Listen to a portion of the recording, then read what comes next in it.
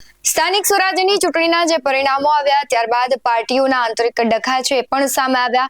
પાર્ટીના દિગ્ગજ નેતાઓ છે ઘણા બધા તેમણે રાજીનામા પણ આપ્યા, પણ ફરી એક વખત જે ભારતીય જનતા પાર્ટી છે એમાં ભડકો થયાના સમાચાર સામે આવ્યા છે। આપણે તાજેતરમાં જ જોયું કે હજુ તો નગરપાલિકા અને તાલુકા પંચાયત જિલ્લા પંચાયતમાં જે પ્રમુખ ઉપપ્રમુખની વરણી થઈ છે, વરણી થતાની સાથે જ ક્યાંક બળવો છે તે કોર્પોરેટરો છે અત્યારે દેખાડી રહ્યા છે।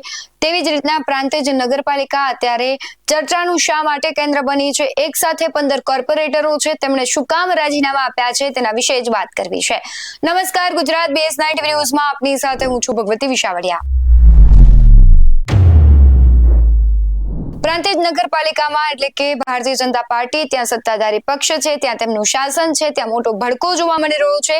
મહિલા પ્રમુખ અને તેમના પતિની કથિત મનમાની સામે આક્રોશ વ્યક્ત કરીને ભાજપના એક બે નહીં પરંતુ પૂરા 15 કોર્પોરેટરોએ સાગમટે રાજીનામા ધરી દેતા ભાજપ સંગઠનને મોટો આંચકો લાગ્યો છે।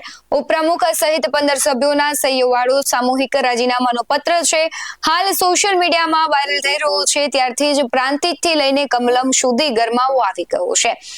સાબરકાંઠા પ્રાંતિજમાં અત્યારે તો મોટું આંતરિક યુદ્ધ હોય તેવું લાગી રહ્યું છે અને એ યુદ્ધ સપાટી પર આવી પહોંચ્યું છે। પ્રાંતિજ નગરપાલિકાના જે મહિલા પ્રમુખ છે અનિતાબેન પંડ્યા અને તેમના પતિ જિગ્નેશ પંડ્યા વિરુદ્ધ નગરપાલિકાના જે સભ્યોએ મોરચો ખોલ્યો છે। કોર્પોરેટરોનો ગંભીર આક્ષેપ છે કે પ્રમુખ અને તેમના પતિ દ્વારા વહીવટમાં ભારે મનમાની ચલાવવામાં આવી રહી છે અને સભ્યોની અવગણના થઈ રહી છે। પ્રાંતિજ નગરપાલિકામાં કુલ 24 બેઠકોમાંથી 19 બેઠકો સાથે ભાજપ પાસે સ્પષ્ટ બહુમતી છે, પરંતુ આ 19 પૈકીના 15 કોર્પોરેટરોએ એકાએક બળવો પોકારીને જિલ્લા ભાજપ પ્રમુખને સામૂહિક રાજીનામાનો પત્ર મોકલી આપ્યો છે। આ રાજીનામાના પત્રમાં નગરપાલિકાના ઉપપ્રમુખે પણ સહી કરી હોવાનું સામે આવ્યું છે, જેના કારણે વિવાદ વધુ વકર્યો છે।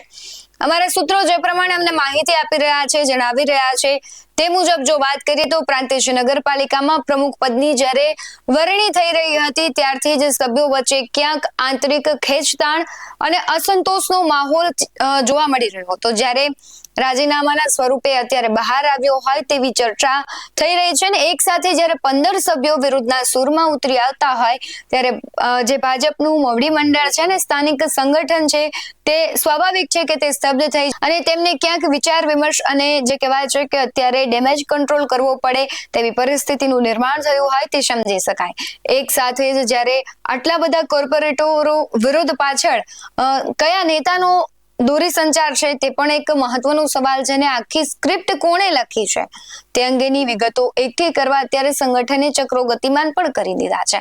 તો બીજી તરફ નગરપાલિકા હાથમાંથી ન જાય તે માટે ભારતીય જનતા પાર્ટીના સંગઠનના ઉચ્ચ હોદ્દેદારો છે આખા મામલાને થાળે પાડવા માટે અને નારાજ સભ્યોને મનાવવા માટે તાબડતોબ કવાયત પણ શરૂ કરી દીધી છે તેમણે અને પ્રાંતિજ નગરપાલિકાનો આ વિવાદ હવે કયું નવું સ્વરૂપ લે છે તે જોવું રહ્યું, કારણ કે 15 કોર્પોરેટરોના રાજીનામા સ્વીકારવામાં આવશે કે પછી સંગઠન ડેમેજ કંટ્રોલ કરીને મામલો દબાવી દેશે તેના પર સૌની નજર રહેશે। પરંતુ એક વાત નક્કી છે કે આંતરિક જૂથબંધીને ભાજપના જે શિસ્તબદ્ધ પાર્ટી કહેવાય છે તેના લીરે લીરા ઉડાવી દીધા છે।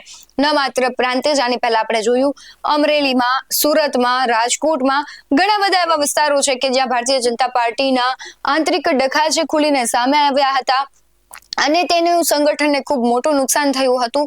ખાસ રાજકોટમાં જ આપણે જોયું કે ઘણા સમય પહેલા ચૂંટણી પહેલા જે આંતરિક જે બે જૂથો વચ્ચેની એકબીજાની ગજગરા હતો, જે મતભેદ હતા તેને લઈને ભારે પાર્ટીને નુકસાન થયું હતું। હવે પ્રાંતિજની જે ઘટના છે તેને લઈને તમારું શું માનવું છે કમેન્ટમાં જરૂરથી જણાવજો। બાકી આવા જ બધું અહેવાલો સાથે ફરી મળતા રહીશું। તમે અમારી યુટ્યુબ ચેનલને સબસ્ક્રાઇબ કરવાનું અને ફેસબુક અને ઇન્સ્ટાગ્રામ પર ફોલો કરવાનું ભૂલશો નહીં। બાકી અવનવી અપડેટ્સ મેળવવા માટે આપ જોતા રહો BS9 ન્યૂઝ। નમસ્કાર।